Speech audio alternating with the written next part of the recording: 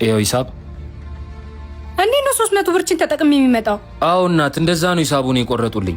አራት ቀልድ ተቆራጭና ሻይ ማጣጥቼ 300 ብር አልከፍልም። የኔ እናት፣ እኔ ምንም ማውቀው ነገር የለም። እኔ አስተናጋጅ ነኝ። አባት ናስቲ ስትጨቃጨቁ እየሰማኋችሁ ነበር። ምናልባት 300 ብር ላይኖራት ይችላል። እኔ ልስጥህ። እሺ፣ አመሰግናለሁ። አንተው እኔ ክፈልልኝ ብያለሁ። ቆይ ከሴት ጋር አይደለ እንዴ? በ300 ብር ስልክ ምናምን ለመቀበል ነው? ደፋር ወይ ፈጣሪ። አየ ሰው ልጅ ይሄን 300 ብር ግን አልሰጥህም። እንዴ ለምን? ለተቸገሩ አባቶች ለነሱ ነው ማስገባው።